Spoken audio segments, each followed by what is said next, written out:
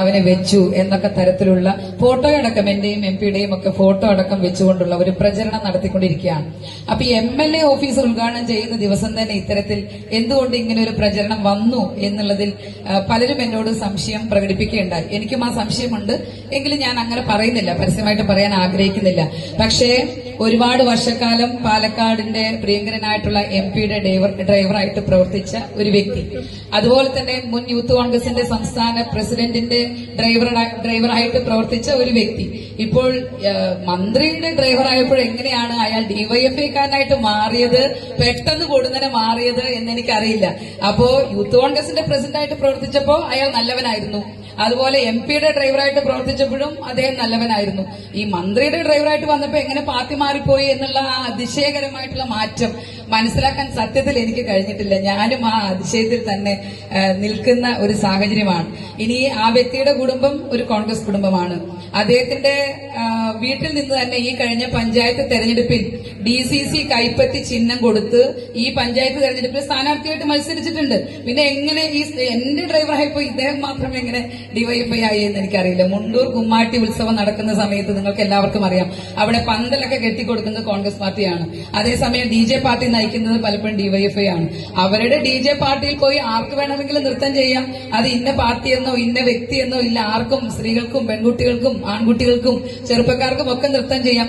അങ്ങനെ നൃത്തം ചെയ്യുന്ന ഒരു വീഡിയോയിൽ നിന്ന് ആ ചെറുപ്പക്കാരന്റെ മുഖം അടിച്ചു മാറ്റി അത് കാർഡിറക്കി എനിക്കെതിരെ കളിച്ച ആളുകൾക്കെതിരെ, കളിപ്പിച്ച ആളുകൾക്കെതിരെ ഒന്നും ഒരു കമന്റും പറയാൻ ഞാൻ ആഗ്രഹിക്കുന്നില്ല. ഇതിനൊക്കെ ദൈവം കൂലി തന്നോളും എന്നുള്ളത് മാത്രമേ ഈ അവസരത്തിൽ ഞാൻ പറയാൻ ആഗ്രഹിക്കുന്നുള്ളൂ.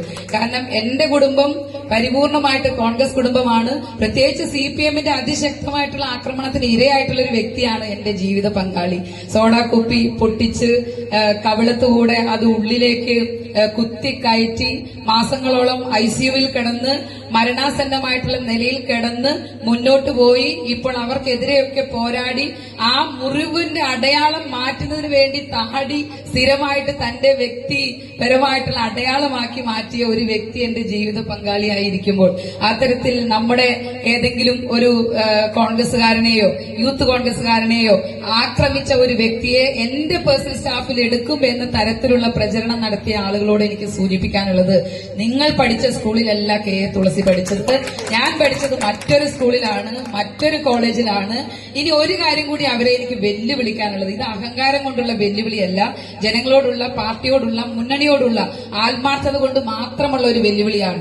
എന്റെ പേഴ്സണൽ സ്റ്റാഫിൽ ഇരിക്കുന്ന ഈ പറയപ്പെടുന്ന ചെറുപ്പക്കാരനായിട്ടുള്ള ഡ്രൈവർ, അദ്ദേഹം ഏതെങ്കിലും ഒരു കോൺഗ്രസുകാരനെ അല്ലെങ്കിൽ ഏതെങ്കിലും ഒരു യൂത്ത് കോൺഗ്രസുകാരനെ ഏതെങ്കിലും തരത്തിലുള്ള അതിക്രമമോ ആക്രമണമോ നടത്തിയ വ്യക്തിയാണെങ്കിൽ അതിനൊരു തെളിവ് നിങ്ങൾ എന്റെ മുന്നിൽ കൊണ്ടുവരികയാണെങ്കിൽ, അതുപോലെ DYFI-യുടെ മെമ്പർഷിപ്പ് അദ്ദേഹത്തിനുണ്ട് എന്ന് നിങ്ങൾ ഒരു വിശ്വസിക്കാൻ കഴിയുന്ന തെളിവ് എനിക്ക് കൊണ്ടുവരികയാണെങ്കിൽ അടുത്ത നിമിഷം ഈ പറയപ്പെടുന്ന സ്റ്റാഫ് എന്റെ പേഴ്സണൽ സ്റ്റാഫ് അംഗങ്ങളുടെ കൂട്ടത്തിൽ ഉണ്ടാവില്ല എന്നുകൂടി അടിവര ഇട്ടുകൊണ്ട് പറയാൻ ഞാൻ ആഗ്രഹിക്കുകയാണ്. അതുകൊണ്ട് അത്തരത്തിൽ പ്രചരണം നടത്തുന്ന ആളുകൾ അതിൽ നിന്ന് പിൻവാങ്ങി പോകുന്നതാണ് നിങ്ങൾക്ക് നല്ലത്.